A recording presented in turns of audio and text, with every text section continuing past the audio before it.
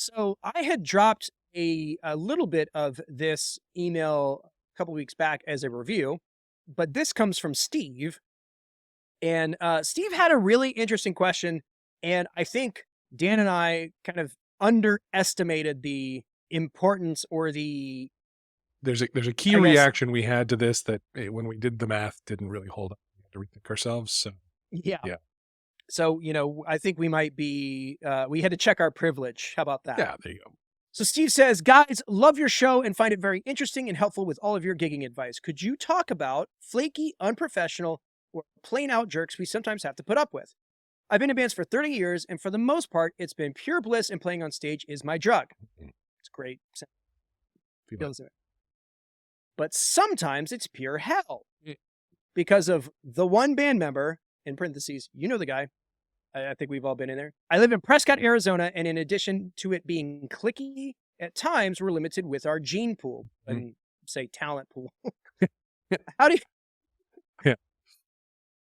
you guys deal with the cards you have when it's not the best hand? Right. Thanks. Right. And so I read this and I said, well, Prescott, Arizona, I mean, I live in Greensboro, North Carolina. It's a pretty small town too overall, quarter to a third of a million people in city limits. And then we Googled Prescott. Prescott has like 47,000 people. So like an order of magnitude less than what I'm dealing with. And it's 100 miles from Phoenix. So it's not like people are going to commute from the nearest big town for rehearsal. I mean, right. Yeah. You might do it for like a big gig or what have you, but otherwise you are kind of where you are. Yep.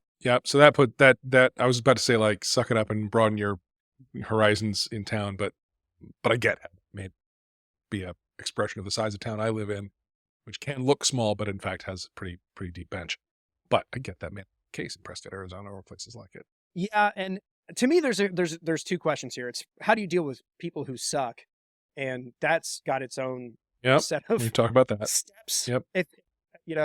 As it were. But the other one is how do you deal with the cards you've been dealt, which basically, like, I've got this talent pool. How do I maximize my whatever? So that's kind of what we want to deal with. Which one do you want to kind of hop in on Let's first? talk about people who suck. I mean, that's definitely the more fruitful, lively topic of the two. Yep. So I have definitely been in situations where there was a particular person or a group of people in a band or, music situation that were just not fun to be around. And I also would like to note that there have been times when I was more than likely that person in another situation. Sure. So boils down to a couple of things. It's primarily insecurity, just personal stuff. But then there's also just people who have, ulterior motives or may have substance abuse issues that kind of play into some of these personality clashes and that kind of stuff. So the thing that I have always tried to do is make the best of whatever situation I'm in, but I tend to keep track of the people that I don't enjoy working with, purely just because if I get in a bind, like I'm not going to call those people. I don't want to be affiliated with them. In the Metro Atlanta area, I have the luxury of being able to find other people that I don't want to deal with because there's enough people to go around. Yeah. It's interesting. There are flaky, unprofessional, or jerks, and those are three kind of distinct categories. We chose to lose a bassist early on in my current project who was a full-time musician, full-time musician, part-time waiter, who was in a bunch of projects, and we knew that I wasn't going to keep him employed full-time. So it had to be that way. And he got himself spread pretty thin, and then he started bailing on commitments when he got a better offer. Right. Which is weird because his excuse was, well, I'm a professional. Revenue. But in fact, bailing on something you said you'd be at is the least professional thing you could possibly do. So that was a funny juxtaposition. I talked to him about he'd ever see my side. That's fascinating. Yeah. I mean, he just very much clung to, like, look, man, I got to do what I do. Okay, well, that's fine. This clearly isn't working for you, then, because I need at least when you've committed, I need it to be real. And He Better to know that now, I For guess, sure. you know? Yeah, it was early in the days of that band. We had 2 gigs with him, and then the sub for him when he flaked on my 3rd gig was the person who came in full time. And he There you recommended go. her, and she was great. So he kind of took care of us on his way out. I've also had people early on in my previous project. The bassist for that came highly recommended, had played with other co-frontman for many years, and just fell apart on stage. He knew all the music, but in our second show of that band, I was calling songs early. I was skipping to the last verse because he was not playing the song. I don't know what he was doing. Yeah. And I don't think he was inebriated. I don't know what was happening. And when we talked with him about it, he was like, "Yeah, well, I screwed up. I guess you probably want to get rid of me." I was like, "Dude," I literally said to him, well, that's not what I want. Yeah. But if you're going to be on this call, like, well, I guess it's over, and you're not going to promise me anything about how it's going to go next time, then yeah, it's Yeah. over, 100%. You're telling me it's over. He's like, "Oh, well, no, you're telling me it's over." No, buddy, no, no. I'm telling you that didn't go good. It can go better. And if it's not going to be you, it's going to be somebody. He said, "Well, Yeah. all right, it's been fun." So he'd kind of already decided. It was a really weird conversation. Yeah. So it seems like maybe, but again, this to me, that sounds like an insecure person Yes. kind of making sure that the internal dialogue that Oh, they feel about themselves yeah. gets, No, this is the thing. This is the thing. acted out. Insecurity will cause you to set up the world to match your insecurity. Yeah. That will absolutely. And that's what that was. I think you're right. Moved on, found a good guy. On we. Yeah. I think the lesson there is that there will be the right person for whatever position that you're in, but you also have to understand that having the perfect person would be great, but having the next best thing is the next best thing. Especially if you are in an environment where compromise is a necessity, which it sounds like we'll get to. It's the second question. So, yeah, I mean, I've been in similar situations where, I had played with a person in a particular capacity and they were competent. And then I threw, one of my gigs at them and they showed up to rehearsal like 3 days before the event and didn't have anything. And I had to fire them after the rehearsal. And then he was like, he had the audacity to ask me for money, which I was pretty, flummoxed, turbed in other words Yeah. by. I've never crapped my own bed and then asked for, well, money. Right. I'm sure. So yeah, that's fun. But again, those are the lessons that you learn. And these are the kind of things that, like, as a band leader, you go through these things because if you're in charge of the lineup, you've got to make decisions around stuff. Now, for me, I've said it dozens of times on this show is I'll take hangover chops any day of the week. And so I would much rather play with some musician who may not have the exact technical chops that I need if they're easy to work with. Yeah. I think that's much better.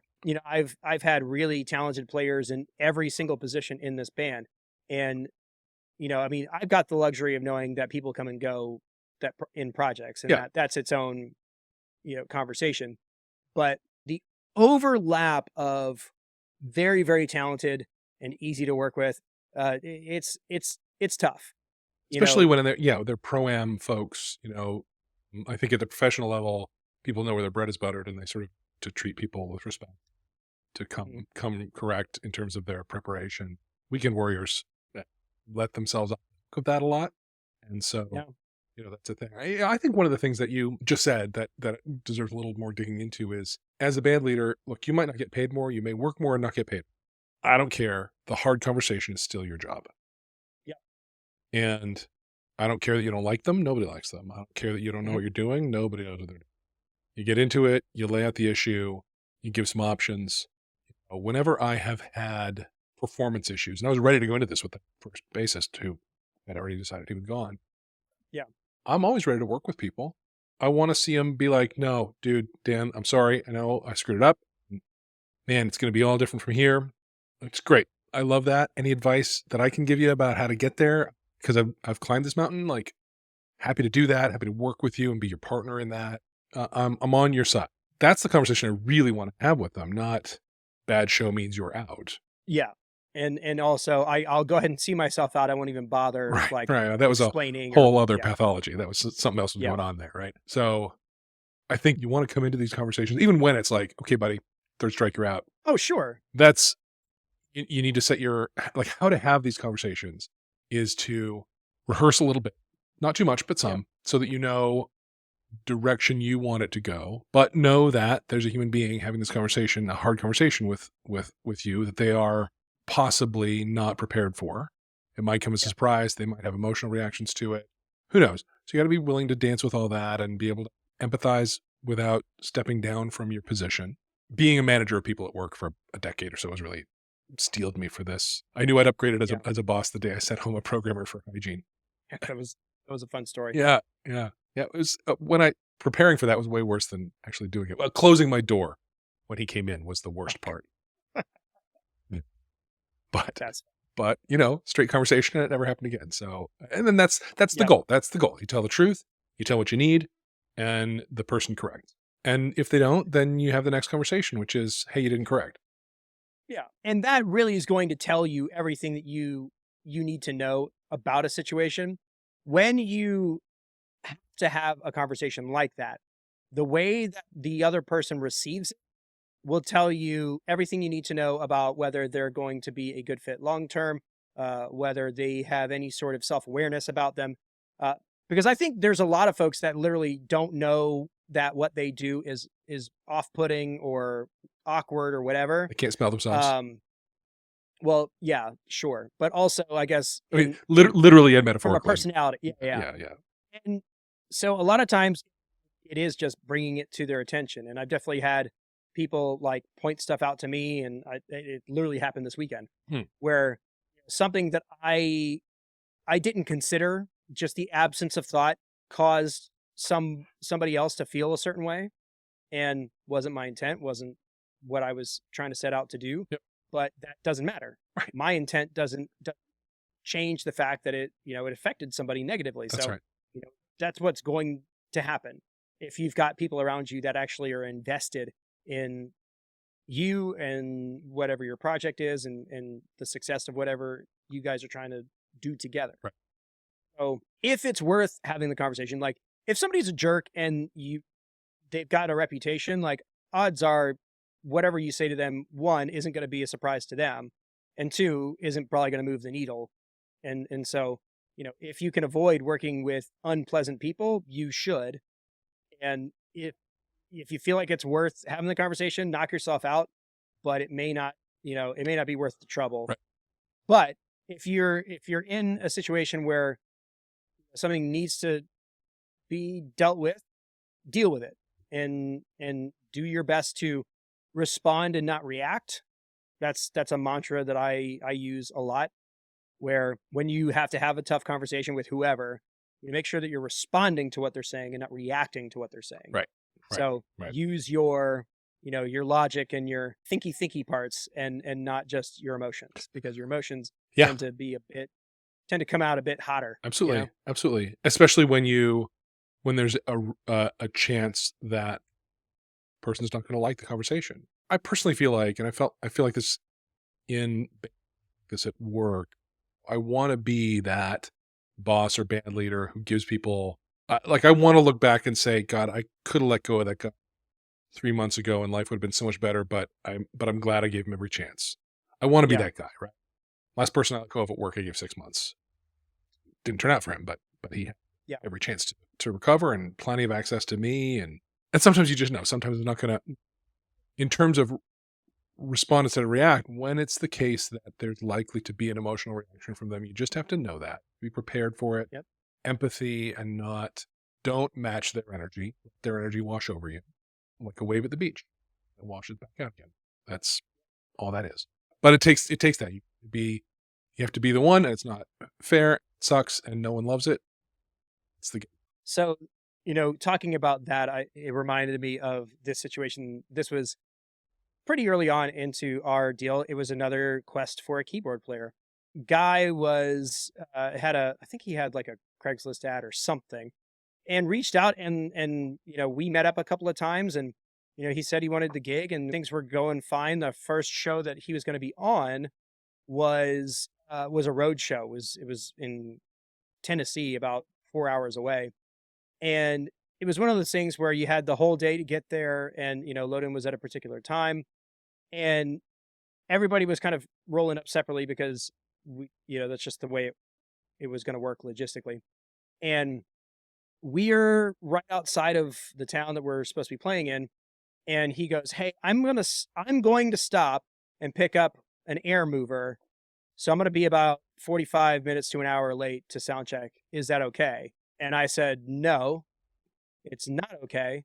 The timeline is the timeline because we have this limited window to do what we're doing. And so I need you there when it's time for load in." His response was to text me and say that was messed up, and he didn't use messed up. And it went so far as to go on the phone and then just ad hominem attacks like, "You're a joke, your band's a joke." I was like, but in that moment, I chose to not do it. In that moment, that person taught me everything I need to know about them. Mhm.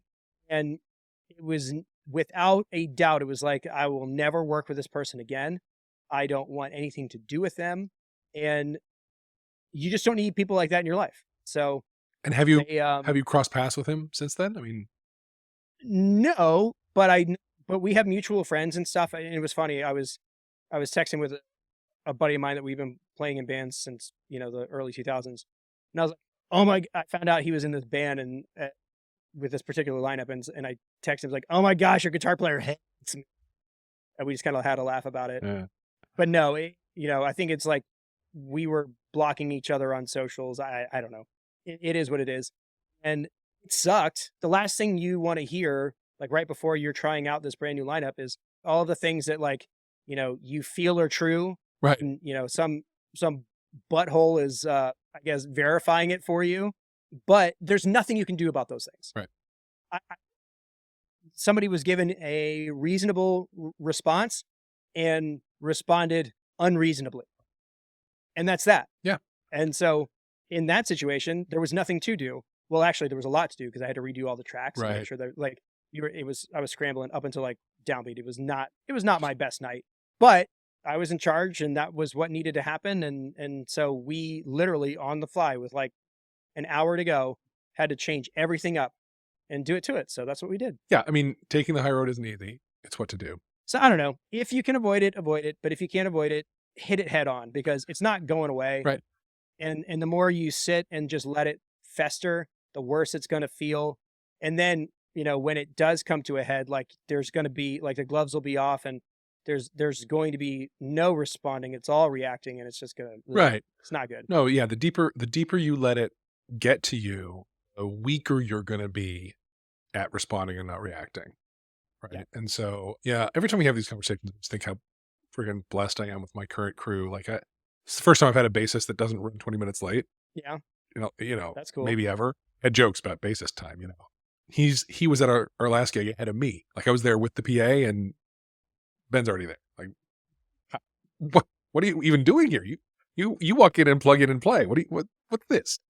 But he helped me load. He helped me. He was like all about it. So yeah. So maybe we should shift to how does it color this conversation when you live in a place without a deep bench of players? So I think there's a couple of things. And I think that the word is compromise. Yes. But what you do to compromise, I think can vary wildly. Yep. So I'm going to use bass player as an example. That just seems like For some it reason, seems to be the topic du jour. Yeah. That's the ones that people are having trouble with currently. So you want to find somebody to play bass in the group. And is the issue that there's not enough of them or so that's kind of what I'm trying to or figure out. that you're stuck with somebody because getting a replacement's hard. Sure. And I guess it just depends on what it is that is deficient. Yeah. So flakiness is something that you can communicate. Unprofessional, that's usually something that you can educate somebody on. Jerk is a jerk and there's not much you can do about it. But I feel like there are ways to play to somebody's strengths because everybody's got a particular thing that they're good at and may require different choices material wise. Doesn't necessarily mean that like you're settling or that you're sacrificing the quality of your show. It just means that maybe you play different songs or you do things a different way that work for the lineup. I mean, we have tried to do Dead Man's Party every single Halloween for the past 10 years. Yeah. And the limitation is us. Right. We're the ones who can't figure it out. So that is something that we just have to like, okay, we're just not going to do Oingo Boingo stuff until we have enough time to like really dig in, which it never happens. No. That's the issue. No, you can't do it at a sound check and then, be ready when it's Oingo Boingo. Chance. Yeah. Yeah. So that's a choice that we made. We don't do a lot of Van Halen. We do some Van Halen, but like certain things, we're just not going to do that. There's certain songs that are too high or too low. Not going to do those because that's just what I'm working within the parameters of what. Yeah. Or we don't have the guitar firepower for it. That's a common, not everyone's going to be able to cop Van Halen guitar, right? I think when we talk about compromise, it's really important to be clear and to be thoughtful about what our non-negotiables are. Sure. Right. So am I okay with a bassist who shows up to 20 minutes late every time that I can just rely on? Yeah. I can live with that. Honestly, I can. I have lived with it. I can live with it. I hate it, but I can live with it. Yep. Can I live with a player who gets drunk and fumbles through 1 in 3 shows? Probably can't. I probably can't live. Can I deal with somebody who in the practice room is just like a diva and has to have it their way? I could, but I don't want to put the rest of my people through that. Yeah, that's like I could tolerate that to a point, if you're thinking through, all right, well, we've got these next 5 dates and this has to happen. Yeah.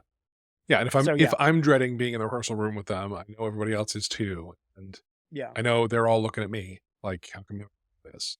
So maybe that's general ability to is a non-negotiable. Point is, you need to think through all these things yourself, because in a town like Prescott, Arizona, you're not going to have 20 bassists to pick from. We are, right. But let's say you're not. And so you look at your current bassist and you say, still have bassists out there like this. I've had a bit of luck, but you compare the lift of getting replacement on board versus what it's taking to compensate for how this person is, and the work I'd be willing to put into converting them into something that would work. And you got to make that call. The other compromise is you don't have a bass player. You just track it. Yeah. And that's a cheap solution. That's a low drama solution.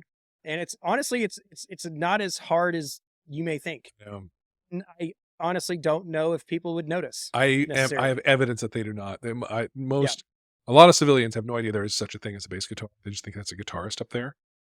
They weren't standing there, but you were still hearing low end happening in the song. Like a lot of non-musicians are just going to be like, yeah, sounds great. Periphery doesn't have a bass player. I think that kind of answers it for you. Like if it's cool for Periphery to play to bass tracks because the guy who produces all of their records and is also their bass player is not going to tour with them, like that's just the choice they made. And they're like, we're not going to bring another guy in. We'll keep what we got, and we'll just, he can stay home and we'll just play it. My senior year of high school, I went to my classic rock radio station in town, had like a 12 bands for $12 kind of concert. And they were names that at the time, classic rock was not in really its resurgence phase. So it was ELO, Edgar Winter, and the headliner was Santana, who was amazing, and a bunch of others. But I did see at that show Steppenwolf, who also did not have a bassist. Their bass was being played by the organ player. And I knew enough to be like, no bass guitar happening.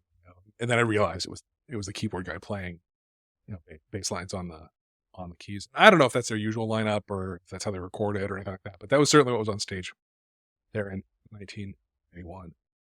So yeah, there's a lot of ways you could skin that cat. And I'm necessarily advocating taking gigs away from working musicians, but if it's feasible and the situation is as dire as it's being described as, might be worth a shot.